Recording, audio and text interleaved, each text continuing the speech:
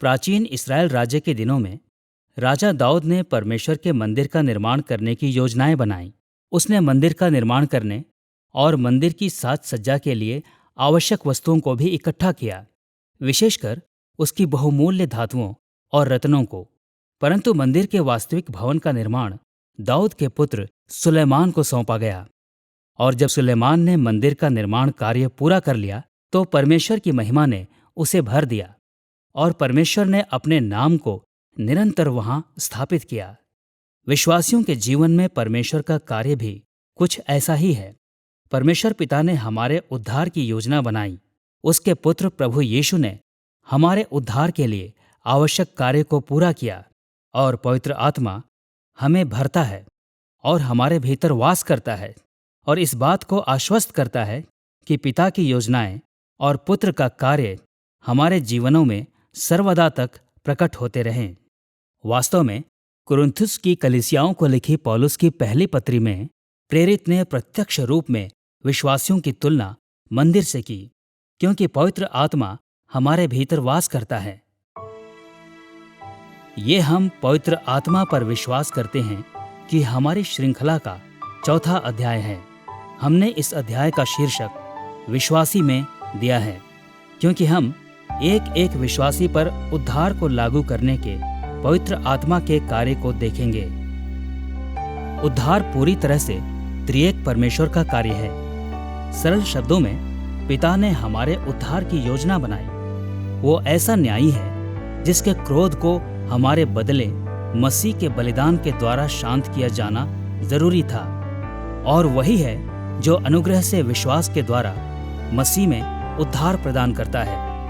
पुत्र ही है जो मसीह के रूप में देहधारी हुआ और उसने अपने सिद्ध जीवन, बलिदानी मृत्यु और जयवंत पुनरुत्थान और स्वर्गारोहण के द्वारा हमारे उद्धार को पूरा किया। परंतु यह प्राथमिक रूप से पवित्र आत्मा है जो विश्वासियों के जीवन में उद्धार के तत्वों को लागू करता है। विधिवत धर्म विज्ञान में विश्वासियों के जीवन में उद्धार को लागू करने के पवित्र आत्मा के कार्य को सामान्यतः उद्धार विज्ञान के रूप में समझा जाता है, जो कि उद्धार की धर्म शिक्षा है। उद्धार विज्ञान को अक्सर ऐसे दो मुख्य भागों में समझा जाता है जिन्हें उनके लैटिन शीर्षकों से जाना जाता है।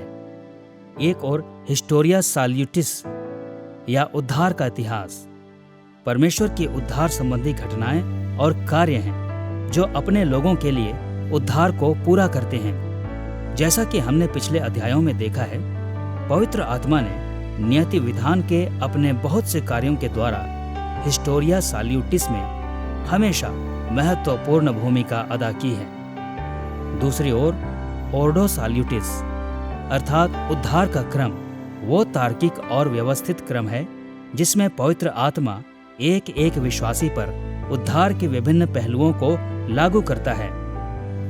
क्योंकि ये अध्याय विश्वासियों के जीवन में उद्धार को लागू करने में पवित्र आत्मा के कार्य पर ध्यान केंद्रित करता है, इसलिए हम प्राथमिक रूप से ऑर्डो साल्यूटिस के पहलुओं पर चर्चा करेंगे।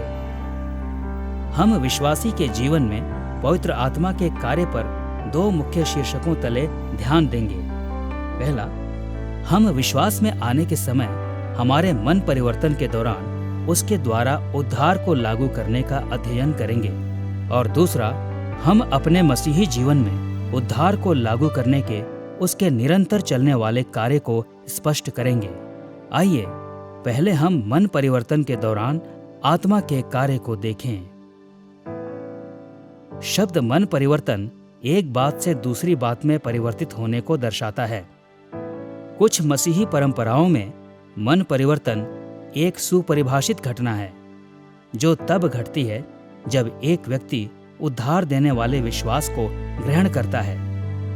परंतु इस अध्याय में हम इस शब्द का प्रयोग उद्धार के आरंभिक चरणों को दर्शाने के लिए और अधिक सामान्य रूपों में करेंगे, फिर चाहे एक व्यक्ति उनका अनुभव कैसे भी करता हो। मन परिवर्तन की प्रत्येक कहानी थोड़ी बहुत अलग है, इसलिए हम सबको एक ही श्रेणी में रखने और ये कहने का प्रयास न करें कि ऐसा हुआ होगा। पर जो कुछ भी हो, यह पवित्र आत्मा का कार्य है कि वो हमें आकर्षित करे, हमसे प्रीति रखे हमें पाप का बोध कराए, हमारे समक्ष उद्धार की आवश्यकता को प्रकट करे और फिर हमें वास्तविक विश्वास प्रदान करे, जो कि यीशु पर भरोसा रखना है, जिसकी जरूरत हमें उद्धार पाने के लिए है। हम मन परिवर्तन के समय पवित्र आत्मा के कार्य के 4 पहलुओं पर विचार करेंगे। पहला, हम अपनी आत्माओं में उसके नए बनाने के कार्य को संबोधित करेंगे। दूसरा, हम उसके द्वारा हमें पापों का बोध कराने पर ध्यान देंगे। तीसरा, हम आत्मा के धर्मी ठहराने के कार्य के विषय में बात करेंगे, जिसका परिणाम क्षमा और धार्मिकता होता है। और चौथा, हम अपने जीवनों में उसके पवित्र ठहराने की सामर्थ्य के आरंभिक पहलुओं का उल्लेख करेंगे। आइए हम पवित्र आत्मा के नए बनाने के कार्य के साथ आरंभ करें। शब्द नया बनाना का अर्थ है फिर से रचना करना या नया जन्म। औपचारिक धर्म विज्ञान में ये वो घटना है जिसमें एक व्यक्ति आत्मिक मृत्यु की दशा से आत्मिक जीवन की दशा की ओर आगे बढ़ता है। सब लोग आत्मिक मृत्यु की दशा में संसार में प्रवेश करते हैं और तब तक आत्मिक रूप से मृत रहते हैं जब तक पवित्र आत्मा हमें नया नहीं बनाता।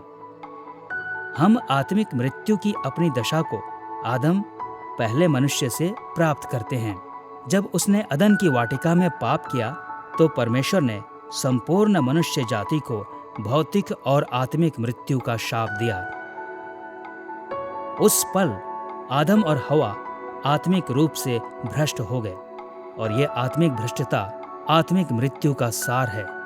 रोमियो 7 के 14 से 25 में पौलुस ने इसका उल्लेख हमारे पापी स्वभाव के रूप में किया। उसने ये कहते हुए इसका वर्णन किया कि पाप हमारी देहों में वास करता है और हमारे मनों को भी वश में कर लेता है। यही नहीं, आत्मिक मृत्यु आदम और हवा की प्राकृतिक रूप से जन्मी सब संतानों को प्रभावित करती है, जैसा कि पौलुस ने रोमियो 5 के 12 से 19 में संकेत किया। आदम परमेश्वर के सामने हमारा प्रतिनिधि था, अतः हम सब उसके अपराध में और उस अपराध के भौतिक तथा आत्मिक मृत्यु के परिणामों में सहभागी हैं। यूहन्ना 3 के 5 से 7, रोमियो 8 के 10 और कुलुस्सियों 2 के 13 जैसे अनुच्छेद पुष्टि करते हैं कि प्रत्येक मनुष्य इस संसार में आत्मिक रूप से मृत अवस्था में आता है। केवल यीशु इस शाप से बचा रहा, जैसा कि हम इब्रानियों 4 के 15 और 7 के 26 में पढ़ते हैं।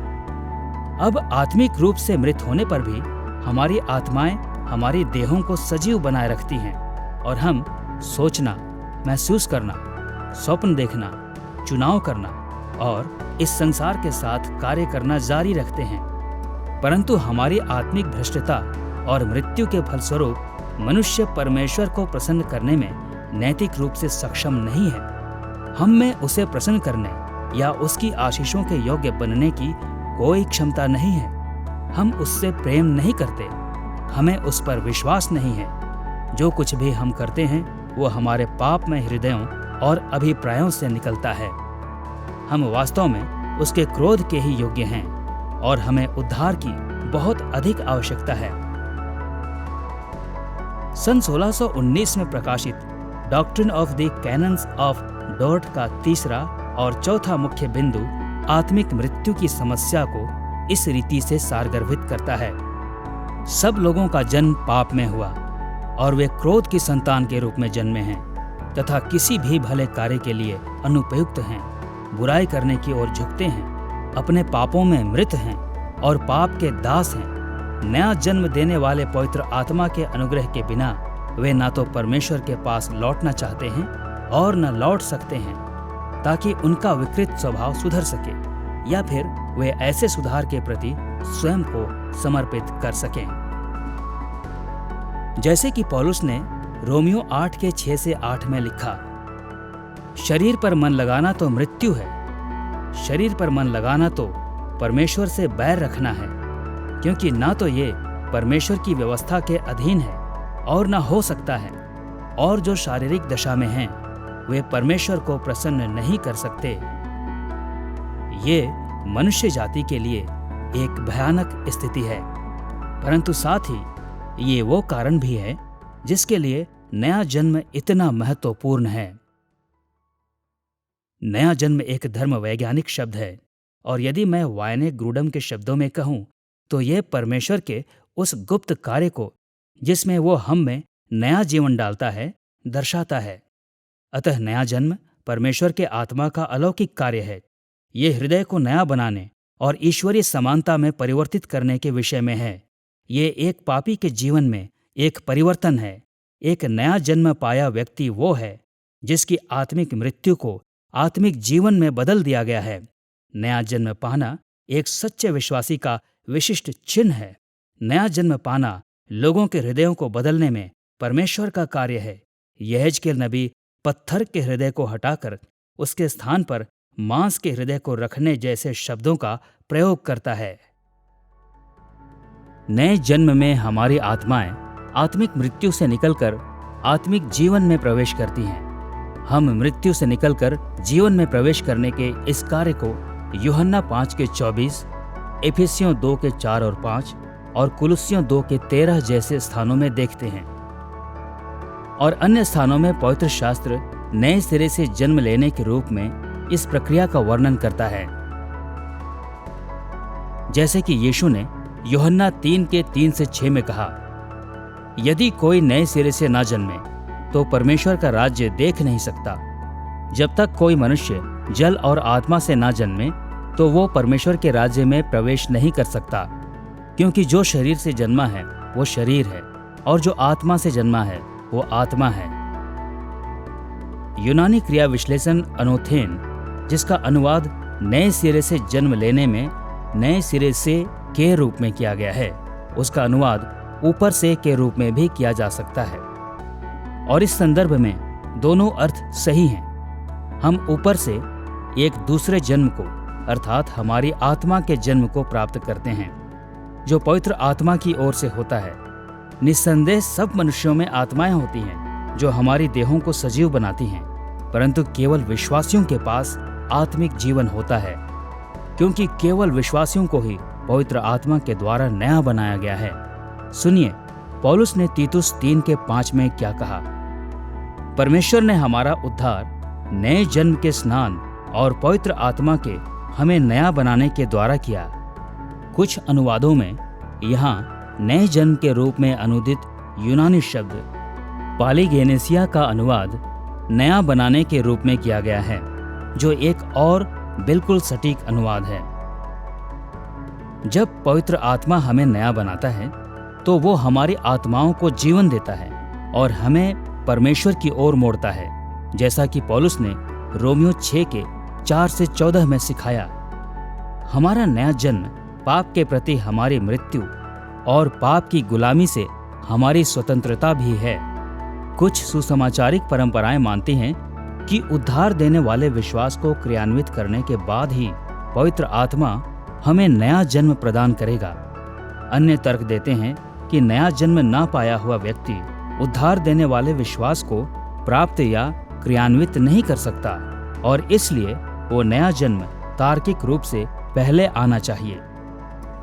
परंतु हम सबको इस बात पर सहमत होना चाहिए कि नया जन्म एक ऐसा अनुग्रहकारी और चमत्कारिक कार्य है जो प्राकृतिक संसार की सामान्य गतिविधियों को बदल देता है। जब पवित्र आत्मा हमें नया जन्म प्रदान करता है तो वो हमारी आत्माओं को जीवन प्रदान करने के द्वारा मरे हुए को जिलाता है, और वो हमारी नैतिक योग्यता को पुनर्स्थापित करने और हमें ऐसे नए हृदय देने के द्वारा जो परमेश्वर को प्रसन्न करना चाहते हैं, मनुष्यों के रूप में हमारे स्वभाव को बदल देता है। नए सिरे से जन्मा हुआ हृदय वो है जिसमें आत्मा का धड़कने वाला जीवन होता है, और वो हमें एक नए तरीके में परमेश्वर को दिखाता है, ताकि हम ये देख सकें कि वो हमारे प्रति अनुग्रहकारी है, और वो हमारी ज़रूरत के समय दया और अनुग्रह की हमारी बड़ी ज़रूरत के समय एक पिता के रूप में आता है, और इसलिए वह इस रीति से हमारे पास आता है और हमें प्रेरित करता है। हम उससे प्रेम करते हैं, और ये वही है जिसकी सेवा हम अपने हृदय की गहराई से करना चाहते हैं, और ये हमारी नई पहचान के लिए अब निर्णायक बन जाता है। और मेरे विचार में इसे एक नए प्रेम या एक नए स्वामी जिसकी हम सेवा करेंगे के द्वारा परिभाषित किया जाता है। पवित्र आत्मा के द्वारा हमारी आत्माओं को नया बनाने के आधार पर मन परिवर्तन पर विचार कर लेने के बाद आइए अब हम हमें पाप का बोध कराने के उसके कार्य के बारे में बात करें। धर्म विज्ञान में शब्द बोध का अर्थ यह है अपने पाप के दोष और उसकी अनुपयुक्तता के बारे में जानकारी। यीशु ने यूहन्ना 16 के 8 से 11 में पवित्र आत्मा के बोध कराने के कार्य के बारे में बात की, जहां हम इन शब्दों को पढ़ते हैं। वो आकर संसार को पाप और धार्मिकता और न्याय के विषय में बोध कराएगा। पाप के विषय में इसलिए कि वे मुझ पर विश्वास नहीं करते, और धार्मिकता के विषय में इसलिए कि मैं पिता के पास जाता हूँ और तुम मुझे फिर न देखोगे। न्याय के विषय में इसलिए कि संसार का सरदार दोषी ठहराया गया है। पवित्र आत्मा हमें हमारे पाप का बोध कराता है ताकि वो उद्धार के लिए हमें प्रभु यीशु मसीह की ओर अग्रसर करे। पवित्र आत्मा हमें पाप के बारे में जागरूक करके अपना कार्य आरंभ करता है ताकि हम अपने दोष को मान लें, और हमें इस बात पर सहमत होने के लिए प्रेरित करता है कि हम न्यायोचित रूप में परमेश्वर के क्रोध के लायक हैं। वो हमारे भीतर उस गलत कार्य के प्रति नम्रता या टूटापन उत्पन्न करता है जो हमने किया है, और वो इस आशा में हमारी अगुवाई अपने पापों को मानने और उनसे मन फिराने की ओर करता है कि हम यीशु में क्षमा और उद्धार को प्राप्त करें। बोध कराना पवित्र आत्मा के पहले कार्यों में से एक है, जब वो अविश्वासियों को विश्वास करने की बुलाहट देता है। अब पवित्र आत्मा बहुत से लोगों को ऐसे रूपों में बुलाता और बोध कराता है जो उद्धार से रहित होते हैं। लोग मन फिराव और विश्वास के लिए बुलाए गए हो सकते हैं। वे अपनी पापमयता को सच्चाई से पहचान सकते हैं, और फिर भी हो सकता है कि वे मसीह की ओर न मुड़ें। उदाहरण के लिए यशाया 59 के 12 में भविष्यवक्ता ने परमेश्वर के पापमय वाचाई लोगों का वर्णन इस प्रकार किया, हमारे अपराध हमारे संग हैं और हम अपने अधर्म के काम जानते हैं। लोगों को तब तक वैसे वैसे बोध होता रहा जैसे जैसे उन्होंने अपने पाप को पहचाना और माना, परंतु पद 20 में यहोवा ने यह घोषणा की, याकूब में जो अपराध से मन फिराते हैं उनके लिए सियोन में एक छुड़ाने वाला आएगा। यह पर्याप्त नहीं था कि लोग विश्वास की बुलाहट को प्राप्त करें और बोध का अनुभव करें। छुटकारा पाने के लिए उन्हें मन फिराना भी जरूरी था। परंतु जब हम मन परिवर्तन के एक भाग के रूप में आत्मा के बोध कराने के कार्य के बारे में बात करते हैं, तो हमारे मन में वे लोग होते हैं जिनमें आत्मा की बुलाहट प्रभावशाली होती है, अर्थात उनमें जिनमें उसका अनुग्रहकारी प्रभाव सच्चे मन फिराव और उद्धार को उत्पन्न करता है। ये एक विशेष कार्य है जो न केवल हमें सुसमाचार को सुनने के लिए तैयार करता है, बल्कि हम पर सुसमाचार को लागू भी करता है। हम बोध के इस प्रकार के एक अच्छे उदाहरण को प्रेरितों के काम 2 में पतरस के संदेश में पाते हैं। मसीह के स्वर्गारोहण के बाद पहले पिंतेकुस्त पर पतरस ने यरूशलेम में एकत्रित यहूदियों की एक बड़ी भीड़ के समक्ष सुसमाचार का प्रचार किया, और पवित्र आत्मा ने अपने उद्धार के कार्य में उनमें से बहुतों को उनके पाप का बोध कराया, और उसके फलस्वरूप हजारों लोगों ने विश्वास किया। प्रेरितों के काम 2 के 37 से 41 में लूका के विवरण को सुने। तब सुनने वालों के हृदय छिद गए और वे पूछने लगे, हे भाइयों, हम क्या करें? पतरस ने उनसे कहा, मन फिराओ और तुम में से हर एक बपतिस्मा ले, और उसने समझाया कि अपने आप को इस टेढ़ी जाति से बचाओ। अतः जिन्होंने उसका वचन ग्रहण किया उन्होंने बपतिस्मा लिया, और उसी दिन 3000 मनुष्यों के लगभग उनमें मिल गए। हृदय छिद गए वाक्यांश उसका वर्णन करता है जिसे हमने बोध कहा है, जिसके फलस्वरूप उस दिन 3000 लोगों ने उद्धार पाया। जब पतरस ने लोगों को मन फिराने और बपतिस्मा लेने के लिए बुलाया, तो उसने उस बात की पुष्टि की जो हम उद्धार देने वाले बोध के बारे में कहते आ रहे हैं। ये पूरी तरह से संभव है कि जिन लोगों ने पतरस के शब्दों को सुना था उनमें से कुछ को सामान्य भाव में बोध हुआ, परंतु आत्मा के उद्धार देने वाले कार्य के रूप में नहीं। इसलिए उन्होंने मन फिराने और उद्धार पाने से इनकार कर दिया। परंतु जिनमें वो बुलाहट प्रभावशाली थी, उन्होंने उद्धार देने वाले बोध का अनुभव किया। उन्होंने अपने पाप को पहचाना और उसका अंगीकार किया। वे सच्चाई के साथ उस पर शोकित हुए और मन फिराव और बपतिस्मा के लिए प्रेरित हुए। हम देख सकते हैं कि बोध और मन फिराव अन्यजातीय कुरनेलियुस और उसके घराने के मन परिवर्तन के प्रति कलीसिया के प्रत्युत्तर में पवित्र आत्मा का कार्य था। कुरनेलियुस के मन परिवर्तन से पहले कलीसिया में केवल यहूदी लोग ही थे। अतः प्रेरितों के काम 10 के 44 और 45 में यहूदी विश्वासी चकित रह गए जब कुरनेलियुस और उसके घराने पर पवित्र आत्मा उंडेला गया। परंतु जब उन्होंने कुरनेलियुस और उसके घराने के विषय में समाचार सुना तो उन्होंने अन्य जातियों के लिए परमेश्वर की स्तुति की। सुनिए प्रेरितों के काम 11 के 18 में कलीसिया ने क्या कहा। परमेश्वर ने अन्य जातियों को भी जीवन के लिए मनफिराव का दान दिया है। इन शब्दों को सकारात्मक रूप से उद्धृत करने के द्वारा लूका ने पहचाना कि कलीसिया सही थी। बोध और मनफिराव पवित्र आत्मा के वरदान के भाग हैं।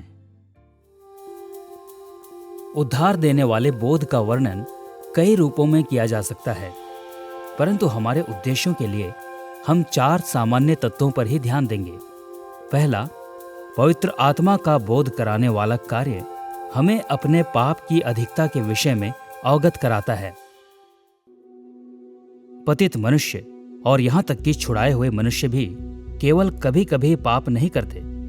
हम हर समय पाप करते हैं। हम पापमय विचारों को सोचते हैं, हम पापमय शब्दों को बोलते हैं, हम पापमय कार्य करते हैं।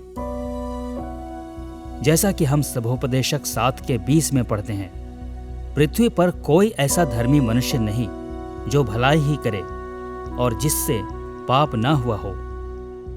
और जैसा कि प्रेरित यूहन्ना ने 1 यूहन्ना 1 के 8 में कहा, यदि हम कहें कि हम में कुछ भी पाप नहीं तो अपने आप को धोखा देते हैं और हम में सत्य नहीं।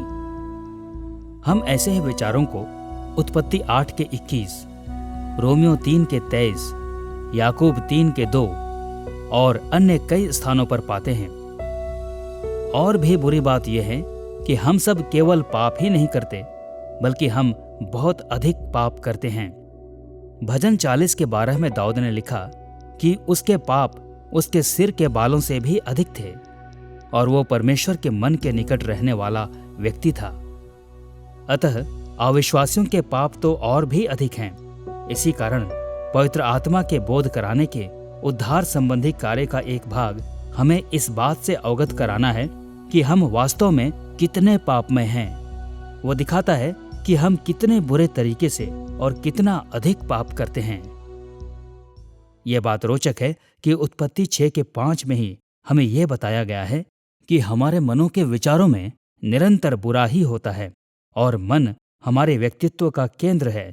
इसका अर्थ है कि हम मनुष्य किसी बात को प्राप्त करने, उपलब्धि हासिल करने और अधिकार करने की स्वार्थी अभिलाषा के वश में रहते हैं और वो बात हमारे हर कार्य में पाई जाती है। यदि आप ये मानकर चलते हैं कि मनुष्य स्वाभाविक रूप से अच्छे हैं तो आप मानवीय स्वभाव को समझ नहीं सकते। वास्तव में जब आप मनुष्य जाति के इतिहास को देखते हैं तो आप कहेंगे कि नहीं, हम स्वाभाविक रूप से अच्छे नहीं हैं। हम तो स्वाभाविक रूप से बुरे होकर आत्म केंद्रित हैं। आत्मा के उद्धार संबंधी बोध का दूसरा आम पहलू यह है कि यह हमें पाप की दुष्टता के प्रति संवेदनशील बनाता है। जब पवित्र आत्मा हमें पाप का बोध कराता है तो वो हमें दिखाता है कि हमारा पाप किसी प्रकार की कोई भूल या तकनीकी गलती नहीं है। ये घिनौना, घृणास्पद, कुत्सित है। ये वो बुरी भ्रष्टता है जो हमारी देहों और आत्माओं को सड़ा देती है। ये इतना भयानक है कि इसके कारण परमेश्वर के इकलौते पुत्र को हमें बचाने के लिए मरना पड़ा। यशायाह 64 के 6 में इस्राएल के पाप के बारे में बात करते हुए भविष्यवक्ता यशायाह ने कहा कि लोग अशुद्ध हो गए थे। जो कार्य उन्हें धर्मी जान पड़ते थे वे वास्तव में कुछ और नहीं बल्कि मैले चिथड़ों के समान थे और अपने पाप के परिणाम स्वरूप लोग नाश हो रहे थे। और यीशु द्वारा व्यवस्थापकों और फरीसियों को झिड़कना ऐसा ही था। मत्ती 23:27 में उसने उनकी तुलना चूना फिरी हुई कब्रों से की, जिनके भीतर मुर्दों की हड्डियां और मलिनता भरी रहती है। रोमियो 7 में पौलुस ने यह स्पष्ट करने में सहायता की कि कैसे पाप की दुष्टता हमारे मन फिराव और उद्धार के लिए कार्य कर सकती है। उस अध्याय के संदर्भ में उसने सिखाया कि परमेश्वर की पवित्र, धर्मी और शुद्ध व्यवस्था अविश्वासियों में पाप को भड़काती है, परंतु ये इस कार्य को ऐसे करती है कि पवित्र आत्मा इसका इस्तेमाल ये प्रकट करने में कर सकता है कि पाप वास्तव में कितना घिनौना है।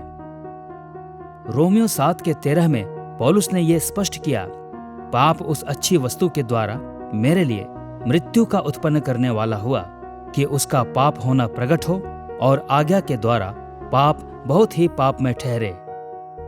यहां पौलुस ने कहा कि अच्छी वस्तु और आज्ञा ये दोनों व्यवस्था को दर्शाती हैं, ने पाप की पापमयता को प्रकट किया।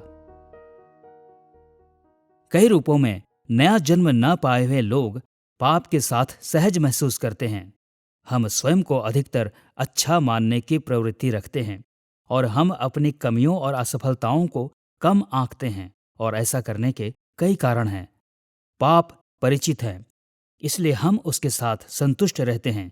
पाप उस गलत कार्य को न्यायोचित ठहराता है जो हम करते हैं, इसलिए यह हमें अपने विषय में बेहतर महसूस कराता है। पाप हमारी अभिलाषाओं को पूरा करने का प्रस्ताव देता है, इसलिए यह आकर्षक होता है। परंतु हम पाप को इसलिए स्वीकार करते हैं क्योंकि हम स्वयं पाप में हैं, और स्वयं से घृणा करने की अपेक्षा हम स्वयं का प्रयोग एक ऐसे मानक के रूप में करते हैं जिसके द्वारा हम संसार के बाकी लोगों का निर्णय सुनाते हैं। हम बातों को वैसे नहीं देखते जैसे परमेश्वर देखता है, और हम उसकी नैतिकता से सहमत नहीं होते। अतः पवित्र आत्मा की भूमिका का एक भाग पतित मनुष्यों को वो दिखाना है जो परमेश्वर देखता है। मन परिवर्तन में पवित्र आत्मा हमारी आंखों को खोल देता है ताकि हम पाप को वैसे देखें जैसे परमेश्वर देखता है, अर्थात किसी सच्ची, सुंदर और भली वस्तु की भयानक भ्रष्टता के रूप में। पवित्र आत्मा के बोध कराने के उद्धार संबंधी कार्य का एक तीसरा पहलू यह है कि यह हमें परमेश्वर के प्रति किए पाप की आक्रामकता के बारे में अवगत कराता है।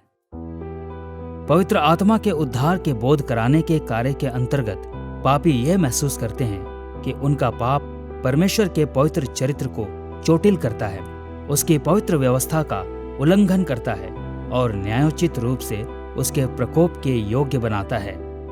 पवित्र शास्त्र से इसके कुछ एक उदाहरणों को सुने। इजरा 9:6 में इजरा ने प्रार्थना की, हे मेरे परमेश्वर, मुझे तेरी ओर अपना मुंह उठाते लाज आती है, और हे मेरे परमेश्वर, मेरा मुंह काला है क्योंकि हम लोगों के अधर्म के काम हमारे सिर पर बढ़ गए हैं और हमारा दोष बढ़ते बढ़ते आकाश तक पहुंचा है। यशायाह 59:12 में भविष्यवक्ता ने अंगीकार किया, क्योंकि हमारे अपराध तेरे सामने बहुत हुए हैं, हमारे पाप हमारे विरुद्ध साक्षी दे रहे हैं, हमारे अपराध हमारे संग हैं और हम अपने अधर्म के काम जानते हैं। और यिर्मयाह 14:7 में यिर्मयाह ने यह प्रार्थना की, हे यहोवा, हमारे अधर्म के काम हमारे विरुद्ध साक्षी दे रहे हैं, हम तेरा संग छोड़कर बहुत दूर भटक गए हैं और हमने तेरे विरुद्ध पाप किया है। बोध कराने का यह पहलू है जो हमें अपनी खोई हुई और दोषी अवस्था का एहसास कराता है। हम पाते हैं कि परमेश्वर का न्याय सच्चा है और कि हमारे पाप ने हमें इसकी गलत दिशा की ओर रखा है, जिससे कि हम दोषी ठहराए जाएं और उसके क्रोध और दंड की अपेक्षा करें। पवित्र आत्मा के बोध कराने के उद्धार संबंधी कार्य का एक चौथा पहलू यह है कि यह हमें पाप की आशाहीनता को दिखाता है। पाप हमें आशाहीनता की स्थिति में रखता है क्योंकि यह हमें परमेश्वर को प्रसन्न करने या उसकी आशीषों को अर्जित करने के अयोग्य बनाता है। पाप की भ्रष्टता के कारण हम अपने उद्धार की तो बात छोड़ो, परमेश्वर को प्रसन्न करने के लिए भी कुछ नहीं कर सकते। इसी कारण पौलुस रोमियो 5:6 में हमें निर्बल कहता है। मनुष्य जाति के पाप में पतन ने परमेश्वर को प्रसन्न करने की हमारी योग्यता को पूरी तरह से प्रभावित कर दिया। इस विषय में सोचना रोचक है कि पतन से पहले आदम जो कुछ भी करता था उससे परमेश्वर प्रसन्न होता था, केवल भले और बुरे के ज्ञान के वृक्ष के फल को खाने को छोड़कर। परंतु जब वो पाप कर लिया गया और जब हमारे हृदय, मन, प्राण तथा अस्तित्व में हमारे जीवन प्रभावित हो गए, तो अब जो कुछ भी हम करते हैं वो पाप में है, और इसलिए हमारे द्वारा किए गए धर्मी कार्य भी, या वे जिन्हें हम धर्मी कार्य कहते हैं, पाप से मुक्त नहीं हैं, और इसलिए हमारा पतन पूर्ण है। और मसीह के अनुग्रहकारी कार्य के बिना हम ऐसा कोई कार्य नहीं कर सकते जो हमारे परमेश्वर को प्रसन्न करे और उसे आदर दे, क्योंकि पाप हमें इस आशाहीन स्थिति में रखता है। इसलिए हम क्षमा और उद्धार के लिए पूरी तरह से परमेश्वर के अनुग्रह पर निर्भर हैं। इसी कारण पवित्र शास्त्र के लेखकों ने इस बात पर बल दिया कि उद्धार कार्यों के द्वारा नहीं बल्कि अनुग्रह से प्राप्त होता है।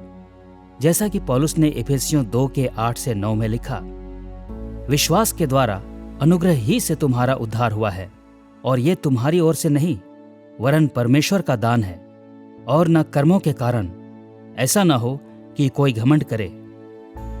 ये पवित्र आत्मा का बोध कराने वाला कार्य ही है जो इस समझ की ओर हमारी अगुवाई करता है। ये हमसे प्रयास कराता है कि हम निराशा में अपने कार्यों के द्वारा उद्धार को खोजें और परमेश्वर की दया और अनुग्रह के बिना अपनी असहाय स्थिति को पहचानने में हमारी अगुवाई करता है। इसके फलस्वरूप ये मन फिराव की ओर हमारी अगुवाई करता है और इस विश्वास के साथ भरोसा रखता है कि परमेश्वर हमारे पापों को क्षमा करेगा और मसीह में अपने प्रिय बच्चों के रूप में स्वीकार करेगा। अब जबकि हमने पवित्र आत्मा द्वारा हमारी आत्माओं को नया बनाने और हमें पाप का बोध कराने के संदर्भ में मन परिवर्तन को संबोधित कर लिया है, इसलिए आइए हम हमें धर्मी ठहराने के उसके कार्य पर ध्यान दें। प्रोटेस्टेंट धर्म विज्ञान में तकनीकी शब्द धर्मी ठहराना परमेश्वर की उस कानूनी घोषणा को दर्शाता है जिसमें वो एक पापी को उसके दोष से मुक्त करता है और उसे मसीह की धार्मिकता प्रदान करता है।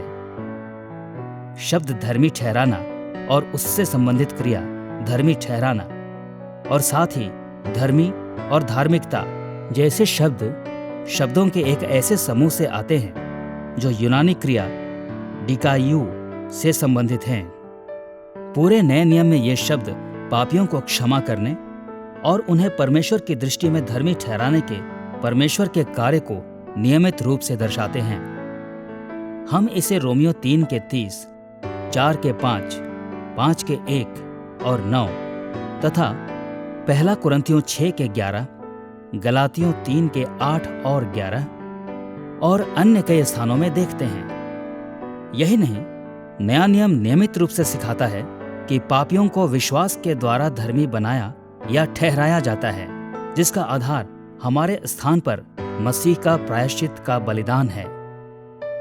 केवल एक उदाहरण के रूप में रोमियो 3:22-24 में पौलुस ने लिखा, परमेश्वर की वो धार्मिकता जो यीशु मसीह पर विश्वास करने से सब विश्वास करने वालों के लिए है, वे उसके अनुग्रह से उस छुटकारे के द्वारा जो मसीह यीशु में है सेंत मेंत धर्मी ठहराए जाते हैं। विधिवत धर्म विज्ञान में हम सामान्यतः धर्मी ठहराए जाने को मसीह के कार्य के संदर्भ में देखते हैं। आखिरकार ये उसकी बलिदानी मृत्यु ही है जो हमें अपनी क्षमा का कानूनी आधार प्रदान करती है, और उसका पुनरुत्थान ही है जो हमें धर्मी आधार और नया जीवन प्रदान करता है, जिसे हम क्षमा किए जाने के बाद एक दूसरे से बांटते हैं। परंतु पवित्र आत्मा हमारे धर्मी ठहराए जाने में भी एक महत्वपूर्ण भूमिका अदा करता है। मसीह का कार्य ऐतिहासिक था, हमेशा के लिए एक बार, परंतु पापियों को पूरे इतिहास में मसीह के समय से पहले, उसके दौरान और बाद में धर्मी ठहराए जाने की जरूरत रही है, और ये पवित्र आत्मा ही है जो हर समयावधि के विश्वासियों के जीवन में मसीह के कार्य के धर्मी ठहराने के लाभों को लागू करने के द्वारा इस समस्या को सुलझाता है। सुनिए, पौलुस ने पहला कुरिन्थियों 6:11 में क्या कहा? तुम प्रभु यीशु मसीह के नाम से और हमारे परमेश्वर के आत्मा से धोए गए और पवित्र हुए और धर्मी ठहरे।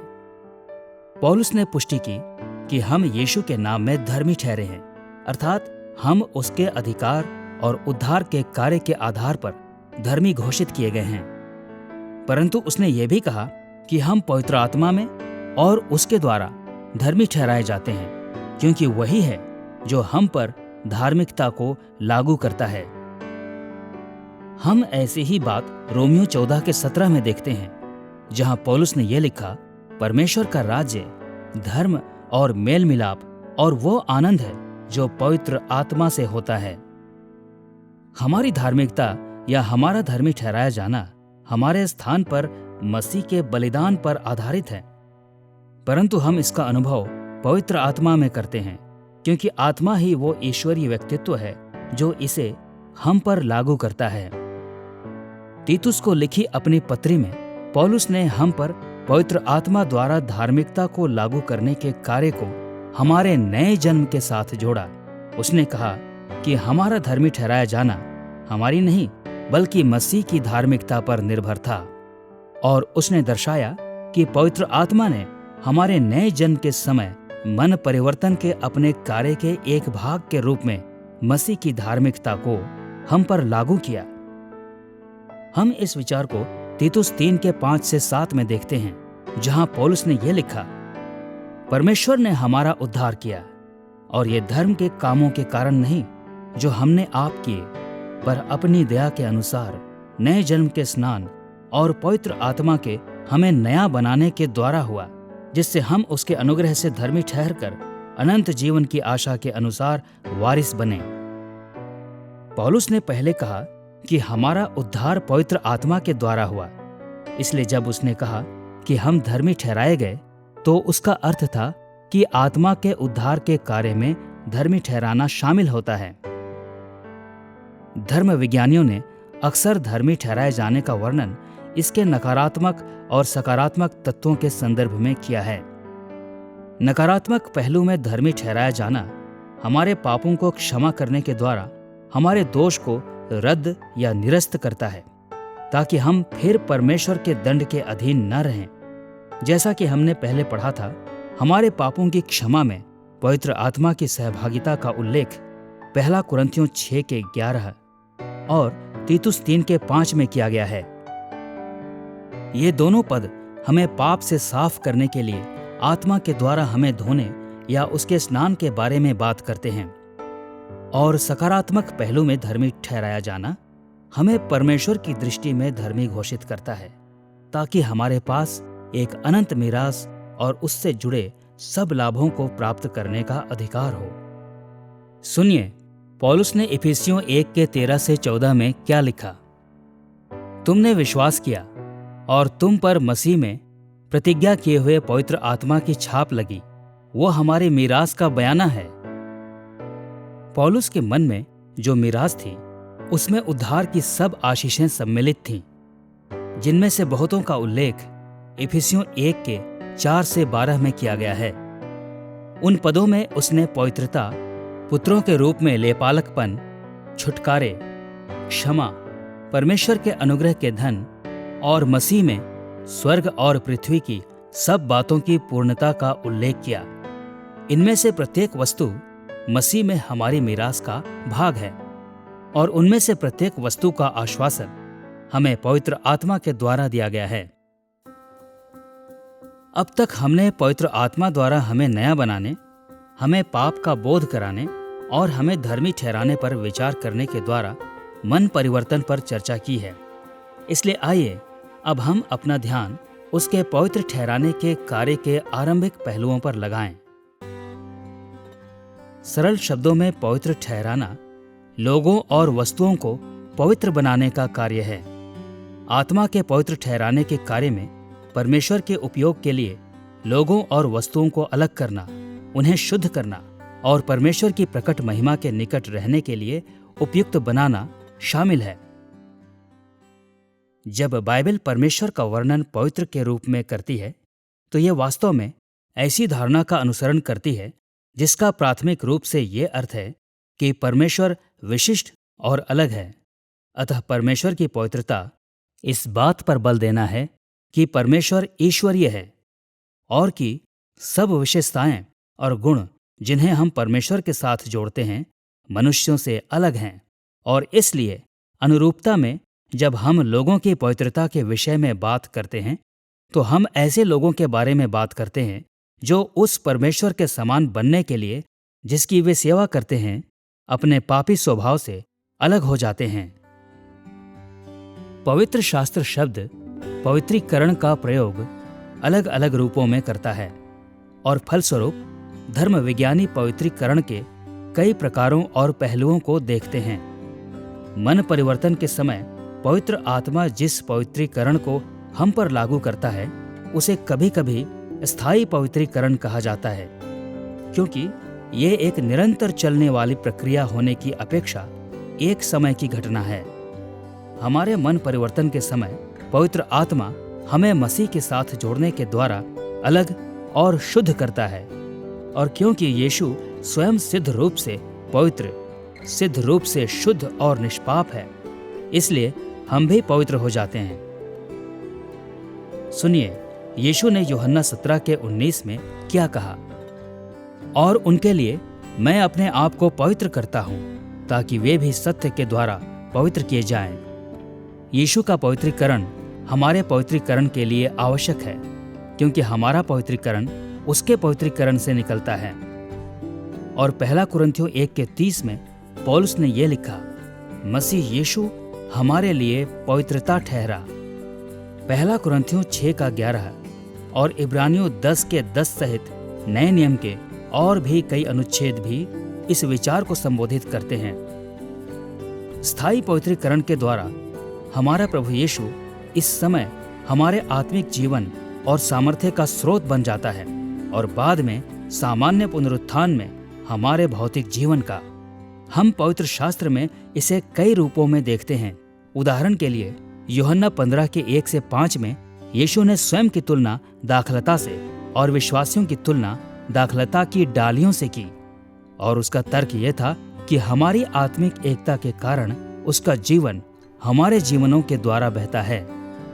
पहला कुरिन्थियों 6:15-17 में पौलुस ने कहा कि हमारी देहें स्वयं मसीह का भाग हैं और कि हम आत्मा में भी उसके साथ एक हैं।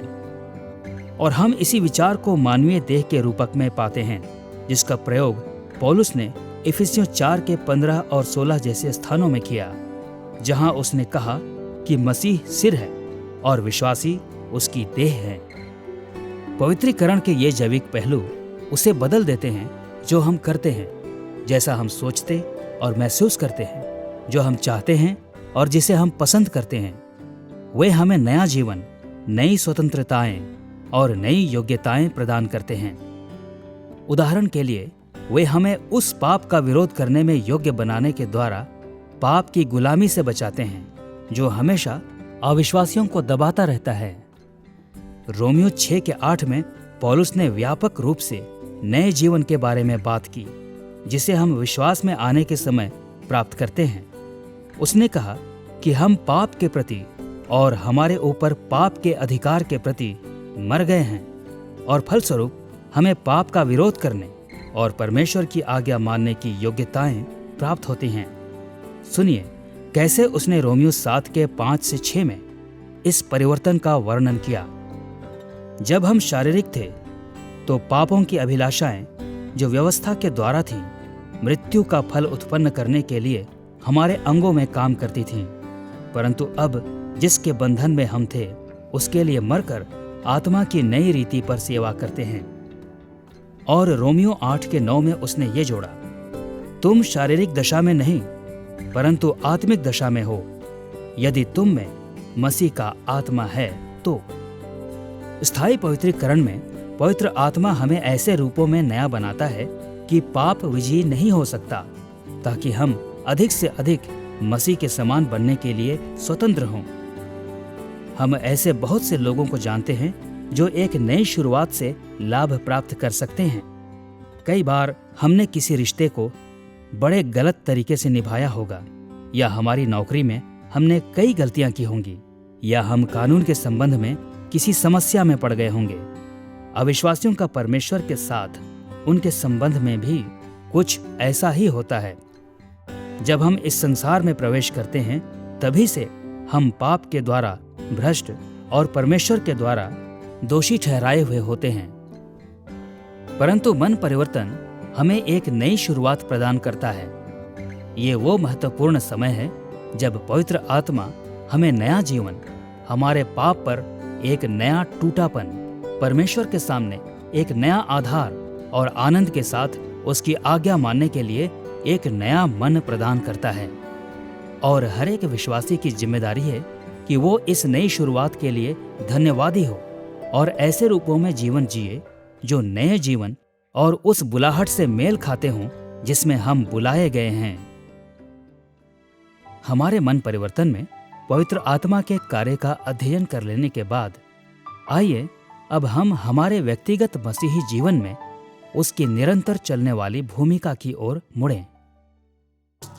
जैसा कि हमने अभी देखा है, विश्वासियों के जीवन में पवित्र आत्मा के कार्य के बहुत से पहलू हैं जो वह तभी करता है जब हम पहले उद्धार पा लेते हैं और उन्हें फिर दोहराने की जरूरत नहीं होती। उसे हमारी आत्माओं को केवल एक बार नया बनाने की आवश्यकता होती है।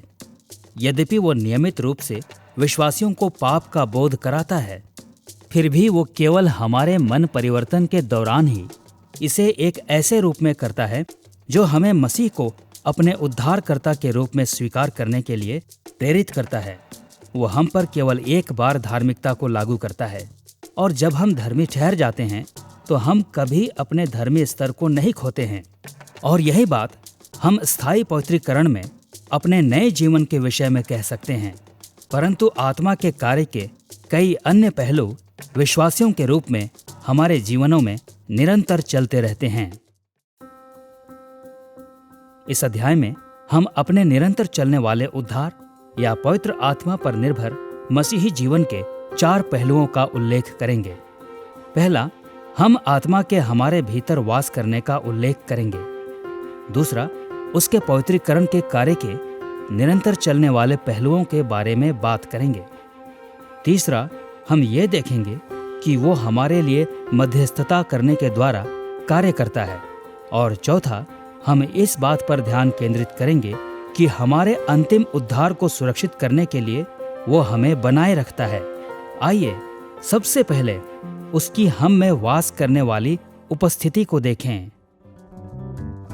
पवित्र आत्मा के वास करने को उसकी विश्वासियों के भीतर विशेष उपस्थिति और उनके साथ उसकी आत्मिक एकता के रूप में परिभाषित किया जा सकता है।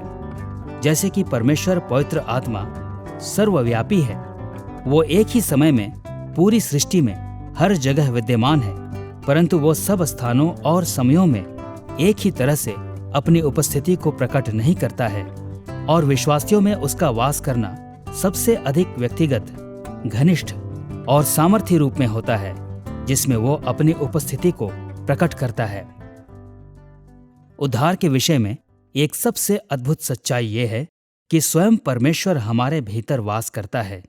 एक बार जब आत्मा हमें मन परिवर्तन के समय पवित्र ठहरा देता है, तो हम उसकी उपस्थिति के योग्य पात्र बन जाते हैं। और क्योंकि वो हमसे बहुत अधिक प्रेम करता है और क्योंकि वो हमारे हृदयों और मनों को बेहतरी हेतु प्रभावित करने के लिए दृढ़ संकल्पी है, इसलिए वो हमारे भीतर वास करता है और कभी हमें छोड़ता नहीं है।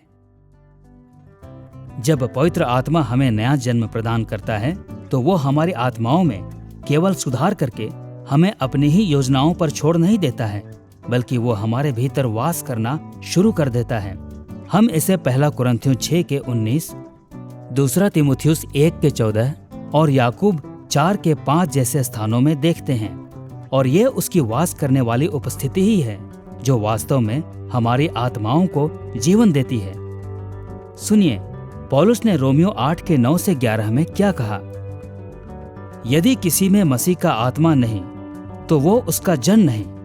यदि मसीह तुम में है तो देह पाप के कारण मरी हुई है, परंतु आत्मा धर्म के कारण जीवित है। यदि उसी का आत्मा जिसने यीशु को मरे हुओं में से जिलाया तुम में बसा हुआ है, तो जिसने मसीह को मरे हुओं में से जिलाया वो तुम्हारी नश्वर देहों को भी अपने आत्मा के द्वारा जो तुम में बसा हुआ है जिलाएगा। यहाँ पौलुस ने दर्शाया कि मसीह अपने पवित्र आत्मा के द्वारा हम में वास करता है, और ये पवित्र आत्मा की वास करने वाली उपस्थिति ही है जो हमें अब आत्मिक जीवन देती है और भविष्य में हमें भौतिक पुनरुत्थान प्रदान करेगी। पवित्र शास्त्र पवित्र आत्मा की एक ऐसी सेवकाई के बारे में भी बात करता है जो उसके वास करने से गहराई से संबंधित है, जिसे नया नियम पवित्र आत्मा से भरना कहता है। कलीसिया के विभिन्न संप्रदाय आत्मा के भरने को विभिन्न तरीकों से समझते हैं, परंतु हम सब कम से कम 2 बातों पर सहमत हो सकते हैं। पहली, पवित्र आत्मा हमेशा सच्चे विश्वासियों में वास करता है, और दूसरा, उसका भरना या हमारे जीवनों में उसके प्रभाव का स्तर अलग अलग होता है।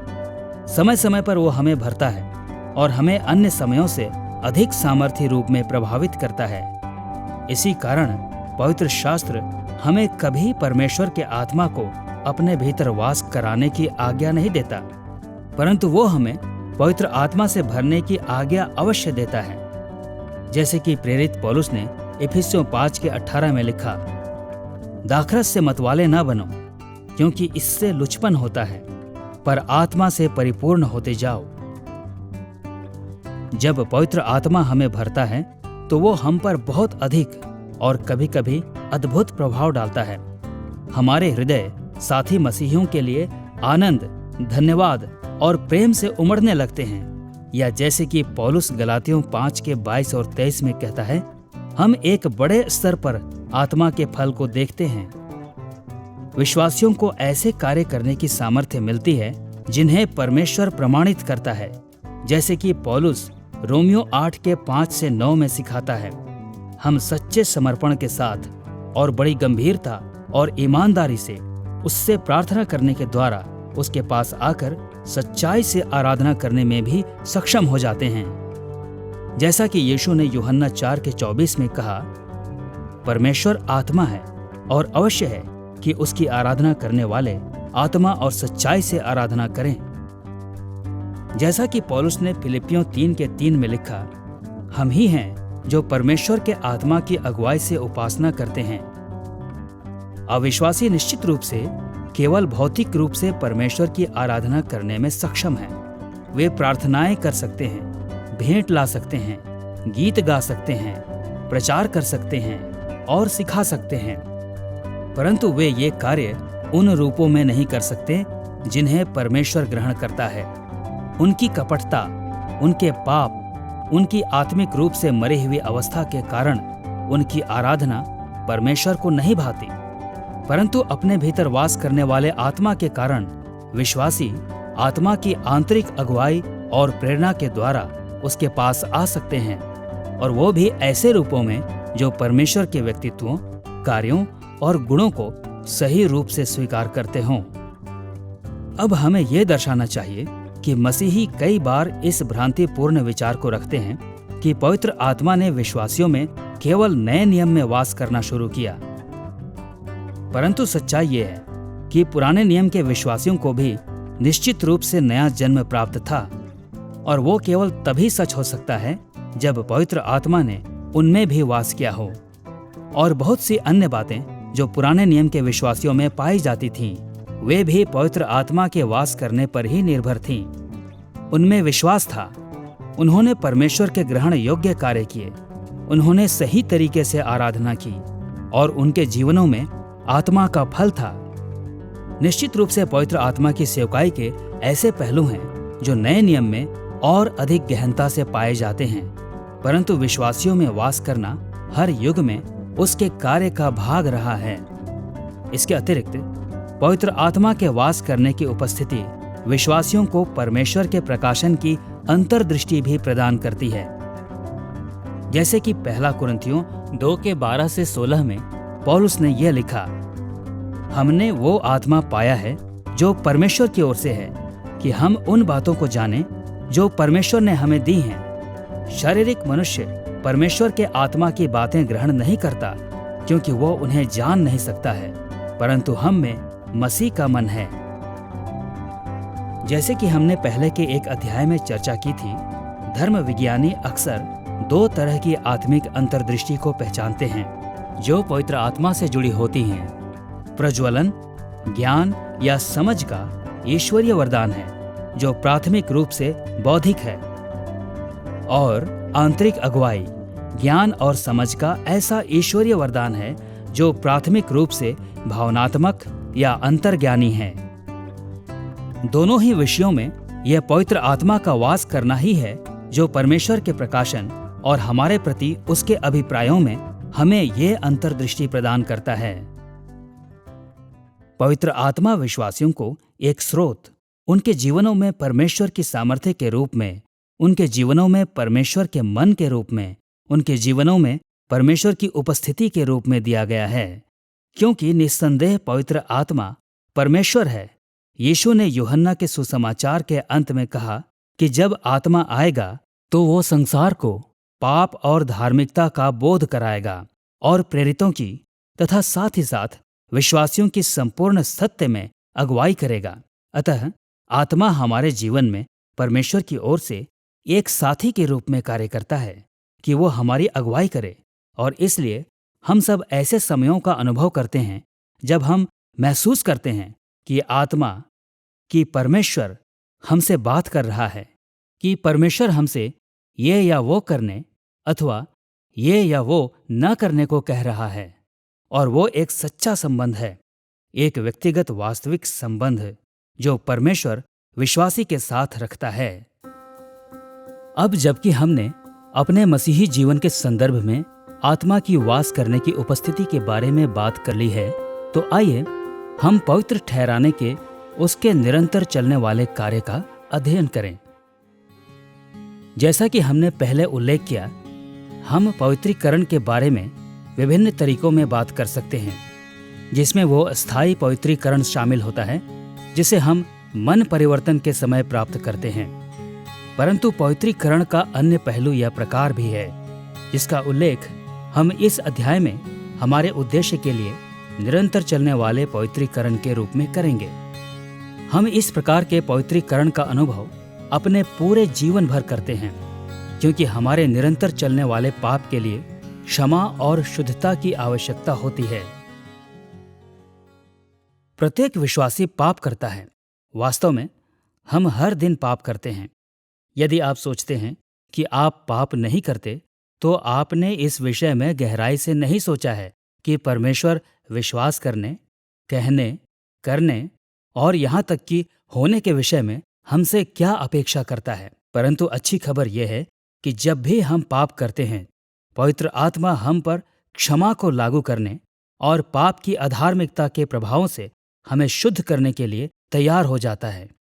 इसका अर्थ यह नहीं है कि हम फिर पाप नहीं करेंगे या फिर हम अपने पाप के भौतिक परिणामों से बच जाएंगे, परंतु इसका अर्थ यह है कि परमेश्वर हमसे प्रेम रखना जारी रखता है और उद्धार के उस कार्य को जारी रखता है जो उसने तब शुरू किया जब उसने हमें पहल नया जन्म दिया था। जब पवित्र आत्मा हमें नया जन्म प्रदान करता है, तो वो पाप की भ्रष्टता और उसके प्रभाव को हमारे जीवनों से पूरी तरह से नहीं हटाता है, जैसा कि पौलुस ने रोमियो 7 के 14 से 25 में समझाया। हमारे भीतर का पाप अब भी हम में वास करने वाले आत्मा से लड़ाई करता रहता है। पवित्र शास्त्र रोमियो 7 के 23 में, गलातियों 5 के 17 और पहला पतरस 2 के 11 में इस संघर्ष का वर्णन युद्ध के रूप में करता है। परंतु अच्छी खबर यह है कि पवित्र आत्मा हम में वास करता है और हम में कार्य करता है। अतः यद्यपि हम पाप के प्रभाव के कारण ठोकर खाना जारी रखते हैं, फिर भी हम आत्मा के प्रभाव के कारण अच्छे कार्य भी करते हैं, जैसा कि पौलुस ने फिलिपियों 2 के 13 में लिखा, परमेश्वर ही है जिसने अपनी स्वेच्छा निमित्त तुम्हारे मन में इच्छा और काम दोनों बातों के करने का प्रभाव डाला है। परमेश्वर ने हमें पवित्र आत्मा में आज्ञाकारिता के, हमारे अनुसरण के क्यों और कैसे प्रश्न का उत्तर दिया है। क्या प्रश्न? परमेश्वर को प्रसन्न करने के लिए हम क्या करें का उत्तर बाइबल के पुराने और नए नियम की आज्ञाओं के द्वारा दिया जाता है। परंतु हम क्यों प्रश्न से संघर्ष करते हैं? मैं ऐसा क्यों करूं? मुझे परमेश्वर की आज्ञा मानने के लिए कौन प्रेरित करेगा? और पौलुस कहता है कि यह आत्मा ही है जो अनुग्रह पर मनन करने के लिए मुझे प्रेरित करता है, मुझे मसीह के प्रेम की ओर आकर्षित करता है, और यह पवित्र आत्मा ही है जो मुझे ये चाहत देता है। परंतु जब मैं ऐसी रीति से कार्य करना चाहता हूं जिससे परमेश्वर प्रसन्न हो, फिर भी मैं इस अन्य प्रश्न का सामना करता हूं, मैं ये कैसे कर सकता हूं? क्योंकि मुझे अपने भीतर निर्बलता ही दिखाई देती है। पौलुस रोमियो 7 में इस पर गहराई से विचार करता है और ऐसे व्यक्ति के असमंजस और निराशा का वर्णन करता है जो जानता है कि परमेश्वर की व्यवस्था सच्ची है, जो सहमत होता है कि यह भली है, परंतु अपने भीतर किसी और बात को कार्य करता हुआ पाता है और निराश हो जाता है। वो उस कार्य को करने में असफल रहता है जिसके लिए परमेश्वर ने उसे बुलाया है और जो वो करना चाहता है। रोमियो 8 में पौलुस उसका उत्तर देता है कि यद्यपि व्यवस्था निर्बल थी, वो केवल आज्ञाएं दे सकी, परंतु हमारे हृदयों को बदल नहीं सकी। फिर भी परमेश्वर ने पवित्र आत्मा के द्वारा अब हमें स्वतंत्र कर दिया है, और जब हम आत्मा में चलते हैं तो हम मसीह की मृत्यु के द्वारा और आत्मा की सामर्थ्य के द्वारा आज्ञा मान सकते हैं। व्यवस्था की धर्मी अपेक्षा हम में पूरी हो रही है, क्योंकि हम शरीर अर्थात अपने असहाय मानवीय स्वभाव के अनुसार नहीं चलते, बल्कि आत्मा की सामर्थ्य में चलते हैं। पौलुस फिलिप्पियों 2 के उस छोटे वाक्यांश में इसी का सार प्रस्तुत करता है। वो अपनी स्वेच्छा निमित्त तुम्हारे मन में इच्छा और काम का प्रभाव डालता है। निरंतर चलने वाला पवित्रीकरण एक ऐसी प्रक्रिया है जिसके द्वारा पवित्र आत्मा निरंतर हम पर क्षमा और शुद्धता को लागू करता है जब हम पाप करते हैं, और निरंतर रूप से हमें पाप से दूर ले जाकर धार्मिकता की ओर मोड़ता है। एक आदर्श के रूप में इस प्रक्रिया के द्वारा हमें समय के साथ साथ परमेश्वर के प्रति अधिक से अधिक आज्ञाकारी बनना चाहिए। पवित्र शास्त्र इफिसियों 4 के 13, कुलुस्सियों 4 के 12, इब्रानियों 5 के 14 और अन्य कई स्थानों पर इस जीवन पर्यंत के सुधार का वर्णन परिपक्वता के रूप में करता है। केवल एक उदाहरण के रूप में याकूब 1 के 4 में हम ये पढ़ते हैं, धीरज को अपना पूरा काम करने दो कि तुम परिपक्व और सिद्ध हो जाओ। पवित्र आत्मा के प्रभाव के द्वारा परिपक्व होने की ये प्रक्रिया विश्वासियों के जीवन में आत्मिक परिणामों को उत्पन्न करती है। पूरे पवित्र शास्त्र में फल के रूपक का प्रयोग अक्सर इन परिणामों का वर्णन करने के लिए किया जाता है। हम इसे मत्ती 3 के 8 से 10 में यूहन्ना बपतिस्मा देने वाले के द्वारा फरीसियों और सदूकियों को दोषी ठहराने में देखते हैं। हम इसे मत्ती 7 के 16 से 20 में पहाड़ी संदेश में सच्ची और झूठी आज्ञाकारिता के विषय में यीशु की शिक्षाओं में पाते हैं। ये यूहन्ना 15 के 1 से 16 में भले कार्यों के विषय में यीशु की शिक्षाओं का मुख्य विषय है। और जैसा कि हमने पहले उल्लेख किया था, गलातियों 5 में पौलुस ने उस विशेष फल का वर्णन किया जिसे आत्मा उनके जीवनों में प्रकट करता है जिनमें वो वास करता है। सुनिए, पौलुस ने गलातियों 5 के 17 से 25 में क्या लिखा। शरीर आत्मा के विरोध में और आत्मा शरीर के विरोध में लालसा करता है। आत्मा का फल प्रेम, आनंद, शांति, धीरज, कृपा, भलाई, विश्वास, नम्रता और संयम है। जो मसीह यीशु के हैं, उन्होंने शरीर को उसकी लालसाओं और अभिलाषाओं समेत क्रूस पर चढ़ा दिया है। यदि हम आत्मा के द्वारा जीवित हैं तो आत्मा के अनुसार चलें भी। गलातियों 5 में पौलुस की आत्मा के फल की चर्चा रोमियो 6 से 8 में उसकी शिक्षाओं से मिलती जुलती है। दोनों स्थानों पर उसने उन विभिन्न प्रभावों के बीच अंतर स्पष्ट किया जो आत्मा और पाप हमारी अभिलाषाओं पर डालते हैं। और उसने स्पष्ट किया कि हृदय से परमेश्वर की आज्ञा मानने और धर्मी गुणों को प्रकट करने का एकमात्र तरीका यही है कि पवित्र आत्मा हमारे मनों में वास करे।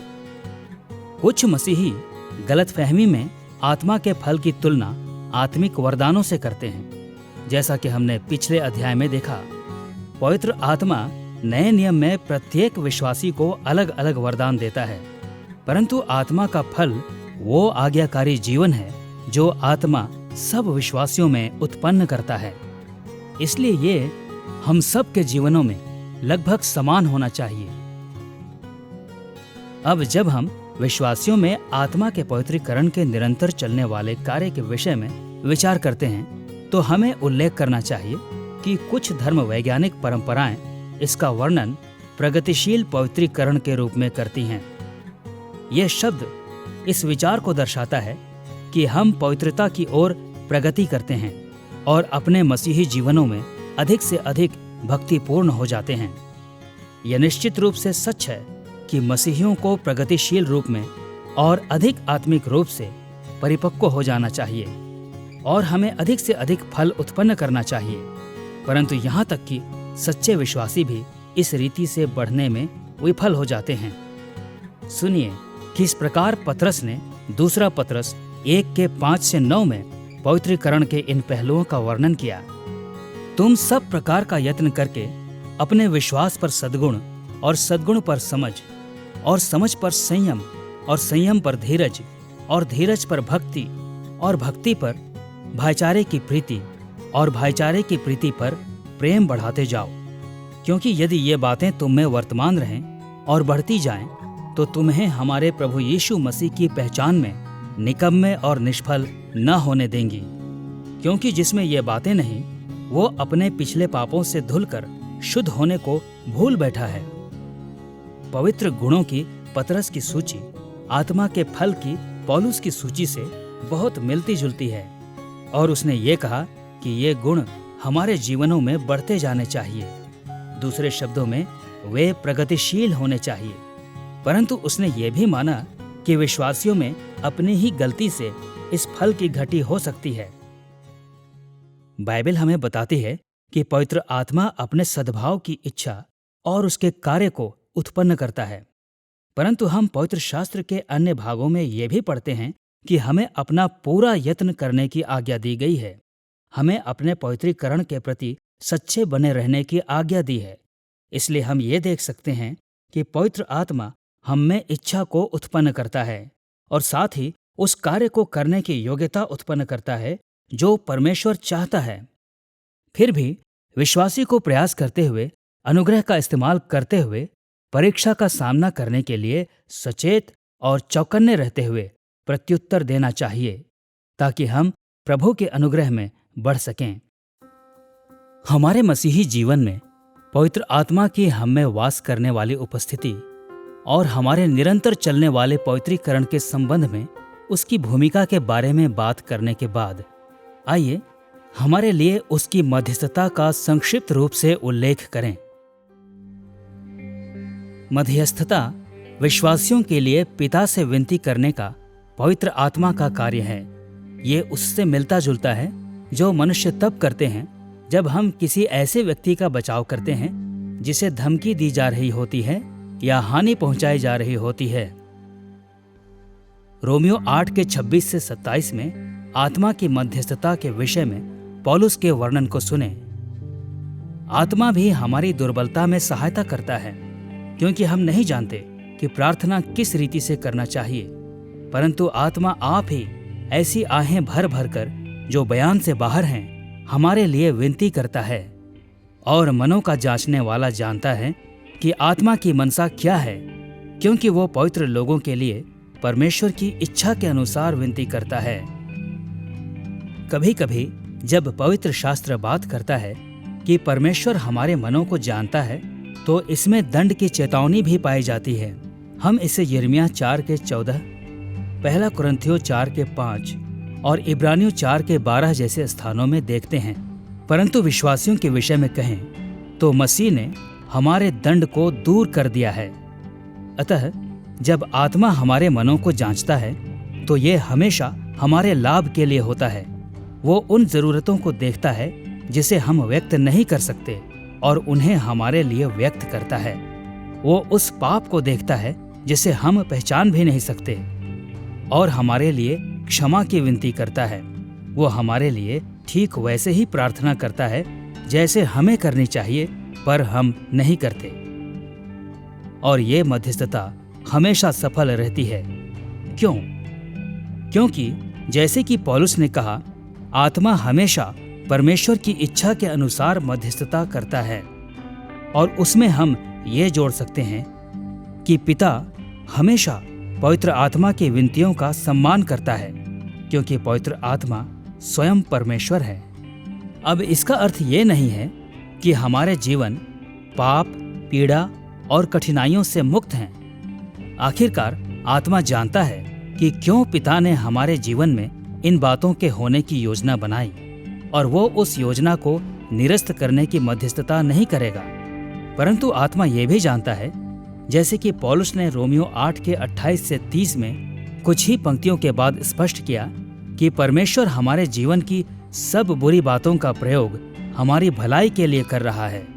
वो हमारे पवित्रीकरण को पूरा करने के लिए और हमें मसीह में एक अद्भुत अनंत मीरास प्रदान करने के लिए उसका प्रयोग कर रहा है। प्रार्थना एक महत्वपूर्ण बात है ना? इस ब्रह्मांड का सृष्टिकर्ता, सिद्ध और पवित्र सर्वशक्तिमान परमेश्वर हमारी बात सुनता है और हमारे जीवनों में हस्तक्षेप करने के द्वारा हमें प्रत्युत्तर भी देता है। और वो ऐसे इसलिए नहीं करता कि वो ऐसा करने के लिए बाध्य है, पर इसलिए कि वो ऐसा करना चाहता है। उसे हमारे मुख से निकली स्तुति और धन्यवाद को सुनना पसंद है। वो उदारता के साथ हमें क्षमा करता है जब हम अपने पापों को मान लेते हैं, और वो लगाव और बुद्धि के साथ हमारी विनतियों का उत्तर देता है। परंतु प्रत्येक विश्वासी ने ऐसे समयों का अनुभव किया है जब हमारे मन और दिमाग इतने भरे रहते हैं कि हम प्रार्थना में स्वयं को अच्छी तरह से अभिव्यक्त नहीं कर सकते। प्रत्येक विश्वासी ने ऐसे समयों का अनुभव किया है जब हमारे मन और दिमाग इतने हठीले होते हैं कि हम वैसे प्रार्थना करने से इनकार कर देते हैं जैसे हमें करनी चाहिए। और प्रत्येक विश्वासी ने ऐसे समयों का अनुभव किया है जब अपने अवर्णनीय परमेश्वर और उसके अगम्य मार्गों के विषय में हमारी अज्ञानता हमें उसके पास उस रीति से जाने से रोकती है जिसके वो योग्य हैं। इसलिए क्या ये जानना राहत की बात नहीं है कि चाहे हम बहुत अच्छी अवस्था में हों या बहुत बुरी, फिर भी पवित्र आत्मा स्वयं हमारे लिए प्रार्थना करता है। अब तक हमने पवित्र आत्मा की हम में वास करने वाली उपस्थिति, निरंतर चलने वाले पवित्रीकरण के उसके कार्य और हमारे लिए उसकी मध्यस्थता को देखने के द्वारा मसीही जीवन का अध्ययन किया है। आइए अब हम अपने अंतिम उद्धार के लिए विश्वासियों को बनाए रखने के उसके कार्य की ओर अपना ध्यान लगाएं। बनाए रखना पवित्र आत्मा का इस बात को सुनिश्चित करने का निरंतर और अनुग्रहकारी कार्य है कि विश्वासी तब तक विश्वास में बने रहें जब तक हमारा उद्धार पूरा नहीं हो जाता।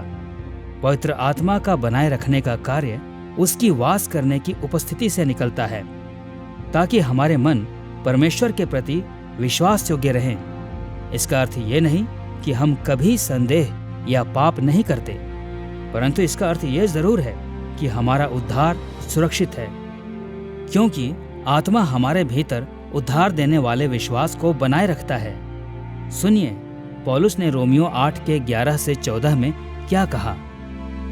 यदि उसी का आत्मा जिसने यीशु को मरे हुओं में से जिलाया तुम में बसा हुआ है, तो जिसने मसीह को मरे हुओं में से जिलाया वो तुम्हारी नश्वर देहों को भी अपने आत्मा के द्वारा जो तुम में बसा हुआ है जिलाएगा।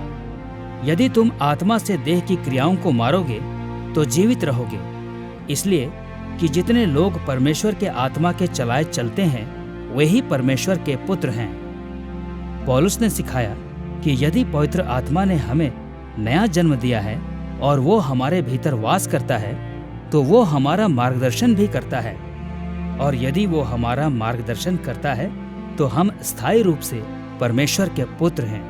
और वो अंततः हमारी देहों को महिमा में फिर से जिलाएगा। जब हम मसीह पर विश्वास करते हैं तो हमारा उद्धार सुरक्षित हो जाता है।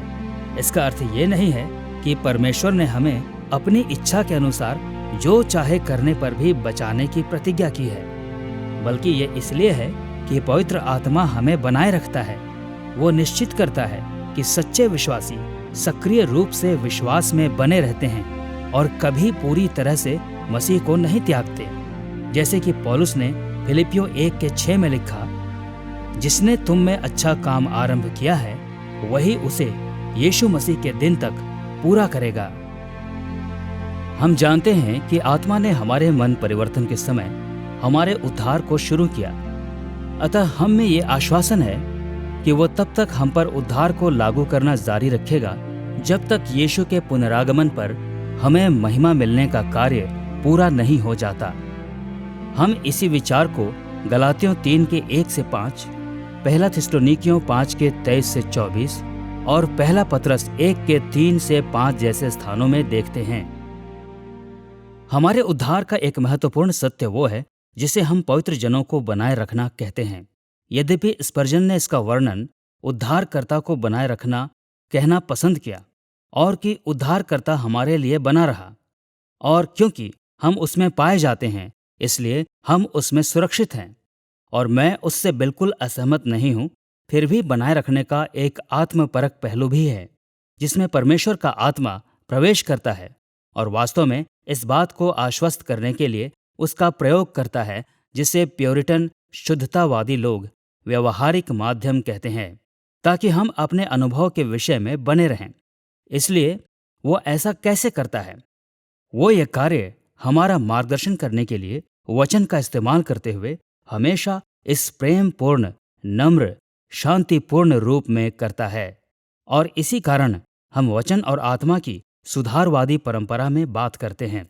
वचन और आत्मा हमेशा एक सुंदर सामंजस्य में कार्य करते हैं ताकि हमें उस लक्ष्य तक पहुंचाए जो परमेश्वर ने हमारे उद्धार के लिए रखा है। पवित्र आत्मा के बनाए रखने के कार्य के बारे में पवित्र शास्त्र के बात करने का एक और सामान्य तरीका कानूनी छाप की भाषा के द्वारा है।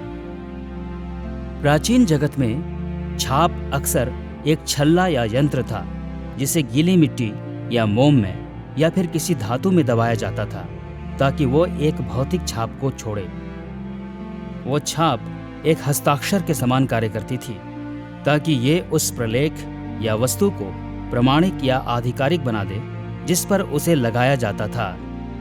उदाहरण के लिए मत्ती 27:66 उल्लेख करता है कि जब यीशु को गाड़ा गया तो रोमियो ने पत्थर पर एक छाप लगाई ताकि उन्हें यह पता चल सके कि किसी ने कब्र में जाकर यीशु की देह को छेड़ा तो नहीं है। पवित्र आत्मा के संदर्भ में वो परमेश्वर के स्वामित्व की छाप के रूप में कार्य करता है और ये दर्शाता है कि जिनके पास परमेश्वर का आत्मा है वे सचमुच परमेश्वर के हैं और कोई उन्हें परमेश्वर से छीन नहीं सकता। कुछ रूपों में ये प्राचीन सेवकपन के कार्यों से मिलता जुलता है। उदाहरण के तौर पर निर्गमन 21:6 एक सेवक को जीवन भर सेवक बनाए रखने के लिए उसके कान को छेदने के कार्य का वर्णन करता है। इसी प्रकार पवित्र आत्मा विश्वासियों पर परमेश्वर के स्वामित्व की छाप लगाता है। पौलुस 2 कुरिन्थियों 1:22 में इसे इस रीति से कहता है, परमेश्वर ने हम पर छाप भी कर दी है और बयाने में आत्मा को हमारे मनों में दिया है। जब परमेश्वर पवित्र आत्मा से हम पर छाप लगाता है तो वो केवल निजी संपत्ति के रूप में हमें चिन्हित ही नहीं करता, वो इस बात की गारंटी भी देता है कि जिस उद्धार का अनुभव करना हमने आरंभ कर दिया है वो अंततः हमारे पास अपनी पूर्णता में आएगा। और प्राचीन सेवकपन की छापों और उसके चिन्हों के विपरीत परमेश्वर की छाप हमें केवल सेवकों के रूप में ही चिन्हित नहीं करती है, ये हम पर उसकी संतान और उसके वारिसों के रूप में भी छाप लगाता है।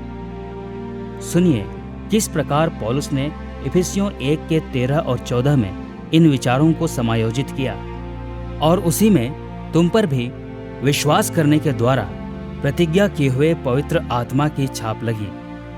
वो उसके मोल लिए हुओं के छुटकारे के लिए हमारी मीरास का बयाना है। जब हम पवित्र आत्मा को प्राप्त करते हैं तो हम परमेश्वर की उस प्रतिज्ञा को प्राप्त करते हैं जो न केवल हमारे उद्धार की भावी पूर्णता की गारंटी देती है बल्कि हमारी मीरास की भी। मीरास वो नहीं होती जो एक सेवक अपने स्वामी से प्राप्त करता है, ये वो है जो एक बच्चा अपने पिता से प्राप्त करता है। और वो मीरास हमारा पूर्ण उद्धार होगी, अर्थात हमारा महिमा प्राप्त करना, जो पवित्र आत्मा हमें तब देगा जब यीशु का पुनरागमन होगा। महिमा प्राप्त करने में हमारी देहों का एक अविनाशी अनश्वर दशा में पुनरुत्थान शामिल होता है, जैसा कि हम देख चुके हैं। पौलुस ने रोमियो 8 के 11 से 14 में इस विषय में बात की है, परंतु उसने पहला कुरिन्थियों 15 में इसकी और अधिक विवरण के साथ व्याख्या की। उदाहरण के लिए पद 37 से 44 में उसने हमारी वर्तमान देहों की तुलना बीजों से की। इसी प्रकार उसने हमारी पुनरुत्थित देहों की तुलना ऐसे पौधों से की जो उन बीजों से उग निकलते हैं। सुनिए, पौलुस ने पहला कुरिन्थियों 15 के 42 से 44 में क्या कहा। शरीर नाशवान दशा में बोया जाता है और अविनाशी रूप में जी उठता है।